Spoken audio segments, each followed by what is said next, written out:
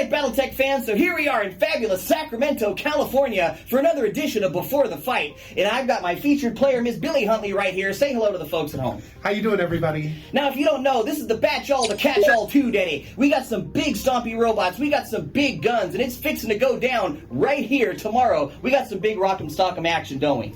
Absolutely, and we're definitely looking forward to doing lots of rocking and socking. Oh, yeah. See, now I had to bust out the old Tuckles kill team for this one. This is the guys that I took down to Springfield, Missouri, all the way back in Season 1. I'm going to put that up on the screen for you so you guys can go check that video out at your leisure. But this is the Scourge of Springfield, baby. This is Cal's Bane right here. It's coming. They're coming out of retirement. And they got a little bit better skills this time than they had the last time. So tell me, we're going to start out with that. We're going to take that tack. How do you feel like you're going to do?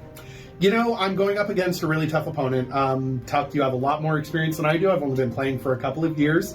But you know what? Sometimes all it takes is a little bit of youth and skill to overcome that old age and treachery. Or some good die rolls. Hey, I'll take whatever I can get. I mean, you're rocking some solid weapons. I mean, let's take a look at it. You got the large pulse lasers on the Mad Dog. You got the LRM-20s. What else are you rocking that you really like? You know, I'm really looking forward to this Marauder. It's got 3 great big particle cannons, and it's got some of those disco death lasers, and it lays down a lot of hurt, and I'm really looking forward to seeing what it can do. Let's not discount that Puma. That it's called the Adder in the clan technology, isn't it? You got a lot of 15-pointers here. You roll a single headshot, bang, you're going to take somebody out like that. And that was the original goal with my star, was how many 15-point damage guns can I get in on this one? So I think this is really interesting, because she's coming with something that's very similar in that vein. And I was just telling you over breakfast, I'm going to have a war of attrition on my hands here.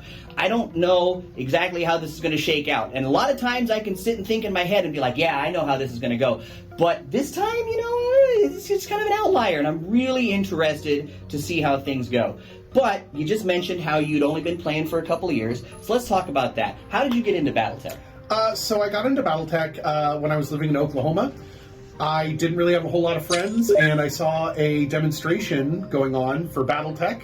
I had heard about Battletech back in the early 90s when my older brother and my dad played, and I'd always wanted to get into it. I mean, who doesn't love giant stompy robots that go and punch each other and hit each other with missiles and lasers and massive autocannons? Who doesn't love that kind of stuff? And quintessential American dream. Absolutely. And so I went up to a demo, and that's where I met you, and then the rest is history. I took place in the Tulsa Battletech League, and then moved back here to Sacramento, and unfortunately lost my gaming group. It was horrible. Yeah. No one to stomp with giant stompy robots. And so now it's great to have you back in Sacramento and see just how badly we can stomp each other. This is going to be great. And for the folks at home, if you don't know, we do go way back. We've been gaming with each other for quite some time, and I'm absolutely excited. I'm fairly excited to see what you're capable of, because I haven't played you in a long time. See, and if you'd asked me a few years ago, I'd have said, this is what I think you're capable of, but you've changed, you've matured, you've grown as a player. I don't know exactly what I'm going to be looking at here, and that's another big outliner. As I like to say, the crux of the biscuit is the apostrophe. You don't know exactly what you're dealing with there, but I want to move on to something kind of different here. You have an interesting story for this game. You cooked this up. I only helped refine it. I ain't about to take the credit for this This was your idea, so let's talk about that. What are we doing tomorrow? So tomorrow is, so more importantly than just playing a game, I like to tell a story. Oh, yeah. And so I came up with this story of my favorite Clan Ghost Bear.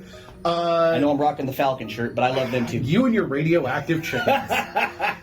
So the idea is that there's a very young, up-and-coming Star Commander who decides she's a little bit bigger than her britches can handle, and she challenges her Trinary Commander for control of the Trinary, trying to make a name for herself. And the Trinary Commander has to teach the young Ghost Bear exactly why patience is the third virtue.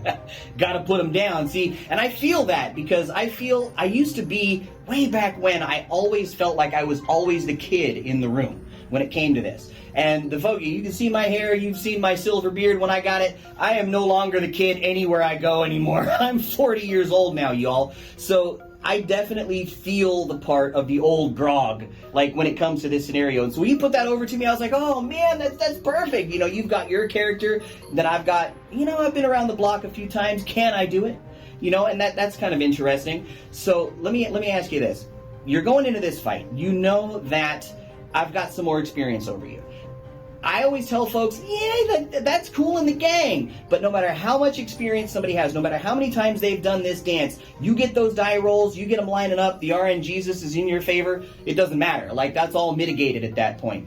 So you might be able to pull it out like that, but let's say you're coming into this fight. What are you thinking about going into it like? How are you thinking about treating this? So the way I look at it is I have to play my absolute best game. I'm going up against 20, 30 years of experience versus my, 4 or 5 years of experience. So you've got a lot of strategy and a lot of practice on me. So my idea is I have to make sure that all of my mechs are being used to their absolute peak efficiency, knowing those ranges, knowing how to get those good shots, knowing the odds, when to take them, and when to risk that really big alpha strike. Sure. I'm running some mechs where they punch really hard. That Nova.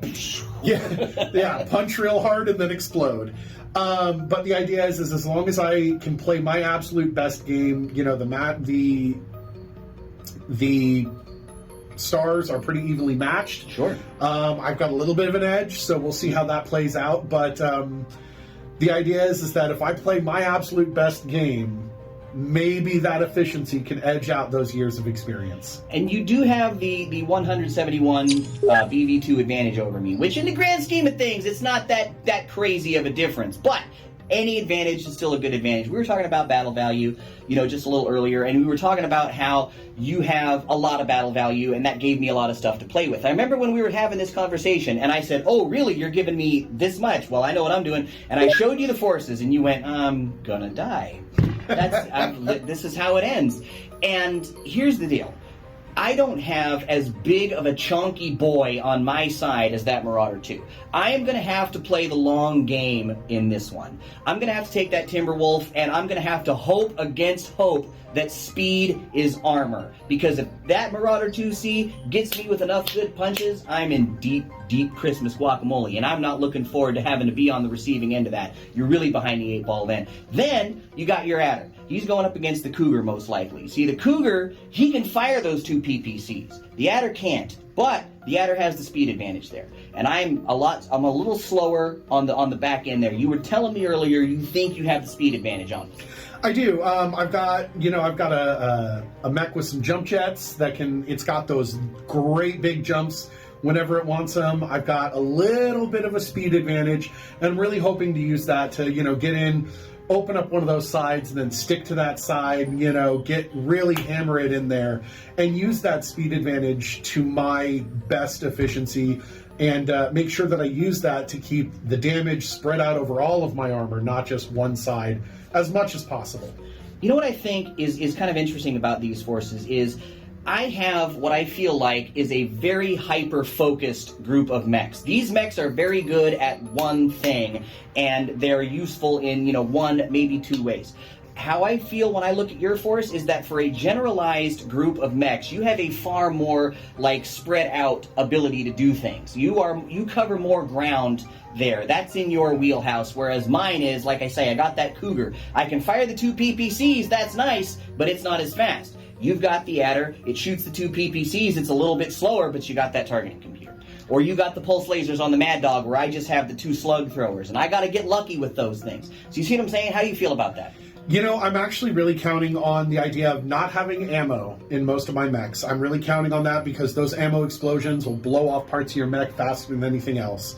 And the only thing worse than losing to a Gauss rifle to the head is losing to an ammo explosion. Oh, sure. Case only saves you so much. And when you have multiple slots of ammo in the same location and they all explode at the same time, yeah, let's ask Jeff how he feels about that one. Way-oh! So okay, what you're telling me is you feel like you've got a good odds here. You're not behind the 8-ball when you're walking into this. The edge that I think you have is those years of experience, and I'm hoping that just by studying the film, by studying my crew and what they can do and how to best utilize all of their advantages and mitigate their disadvantages. Like you say, that Adder, it can fire 2 at once, but then it's got to cool down, and if you keep firing, it's just going to heat up, and the next thing you know, you're boiling your own pilot. Sure. And so just making sure that I'm aware of those disadvantages and how to mitigate those, in addition to maximizing whatever punishment that I can deal out as fast as possible, because like you said, war of attrition. Sure. You know, we've got great big guns. You know, I'm rocking those 3 ERPPCs on the Marauder, and yeah, that can deal out a lot. But if I can't get the same locations, if I can't keep it dialed in, it's all going to come down to how well we can pilot against each other and how well we can spread that damage out and keep running for as long as possible. So my next question is this. We know on each of our sides where the kings and queens are. You know, you got that Marauder 2C, I've got that Timberwolf A, right? But who do you think is your just diamond in the rough, your ace in the hole? You're going to pull this guy out at the exact right opportunity, and it's going to be the outlier for you. It's going to be that Nova. Yeah? Everyone loves the Nova, because the second you pop all 12 of those lasers, and that whole thing just shuts down and your pilot's lit on fire, you take something down big, and that's going to be the trump card. You think so? See, I'm looking myself at either the linebacker D or the Phantom C, and it's kind of hard for me to pick because I love them both so much. And usually I don't get to use that linebacker very much. If you watch the Springfield episode, you'll understand I always say I can't get to use it very much because I'm always up against pulse lasers. I'm always up against targeting computers. And that 6'9" speed on a 65-ton body don't mean squat if you're getting a -3 to hit. But, you know, I got that. And I thought, well, you got the SRMs in there. You're looking for those crit seekers. You never know, exactly how that's going to go. But the Phantom C is always solid. That thing is speed of lightning, roar of thunder. You get in there, you're dropping 8 ER smalls on a T-comp. That's 5 damage a pop. Ask Cal how he feels about that. How do you feel about these two guys? You know, I'm really worried because a lot of my mechs, yeah, they're fast, but that means that they aren't necessarily as heavily armored as they could be. And so all it's going to take is one good shot, and the next thing you know, side torso's opened up, you roll those boxcar crits, and the next thing you know, you lost your entire arm, the entire left side of your mech. And with these XL light engines, these extra light engines on these clan mechs, one side and you're out of the game.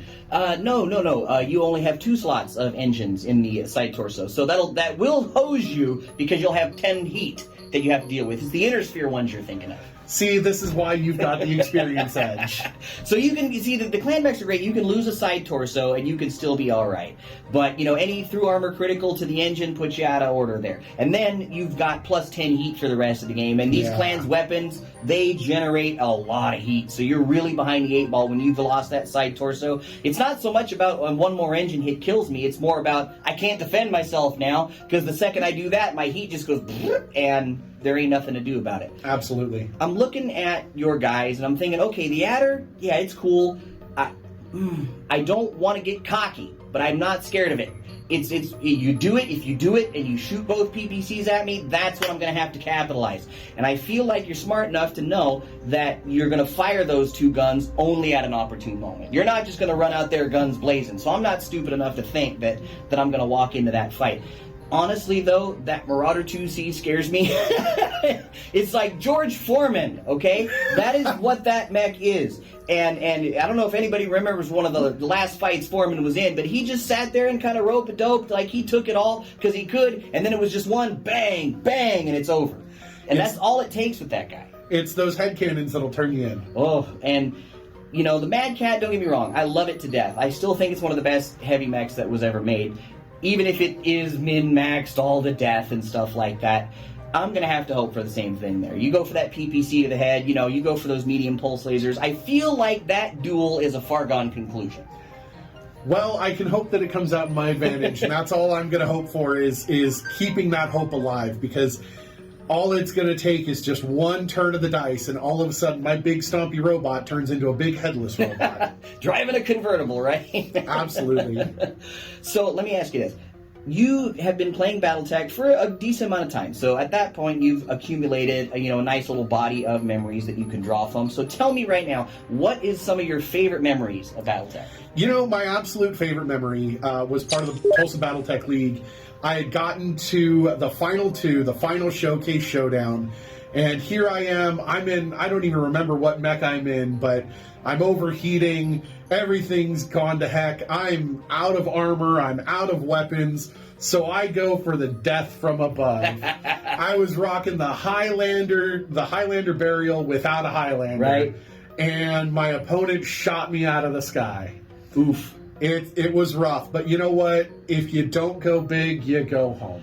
Speaking of death from above, we know that the clans shun physical attacks. Are you of the school of thought where death from above is acceptable? You know, to be real, the clan Ghost Bear, yeah, they've got the idea that you don't melee, but let's be honest, you don't put giant claws on an assault mech if you don't expect to use them. And let's go back to some of the peripherals of Battletech that have come out. In MechWarrior 2, Ghost Bear Legacy, the opening cinematic, you've got a Kodiak with jump jets, if that doesn't terrify you, nothing will, jumping on top of a Mad Dog. Yeah. So obviously, canon-wise, Clan Ghost Bear doesn't necessarily have a huge issue with these melees. Now, death from above, you know, I could see it, but it's not really my style in going into this encounter. Because you got the jump jets, I don't. You know, I've got jump jets, but they're on something pretty small, and that's a very tempting target when it's up in the air. See, is if you were to tell me, you know, I think death from above, I think that's acceptable, I would say, okay, you know what, that's cool. I'm not going to make it so that literally any physical attack would break the tradition of Zellbriggen. You want to do a death from above? Okay, I'm not going to turn it into a grand melee over that. I would even say, shucks, you know, you want to charge somebody if that was something you wanted to do. I would probably be okay with it. I'm sure there's a lot of people out there who would not be okay with it. As long as you're not trying to push me off the map, I don't care. The other stuff, yeah, we gotta curb that. But death from above, if you decide it's time to do it, I'm not going to punish you for it. You know what? Zellbriggen is a very important tradition. Yes. And you can't have an honor duel if you're not willing to abide by tradition. That's true. And so if I'm going to win straight. I'm going to win solid. And I'm going to show this old bear what the young cubs can do. Ding, ding, ding. Let's get it on, Daddy. We'll see you out of the space lanes for the next episode, the Batchall, the Catchall 2. It's coming. Be there.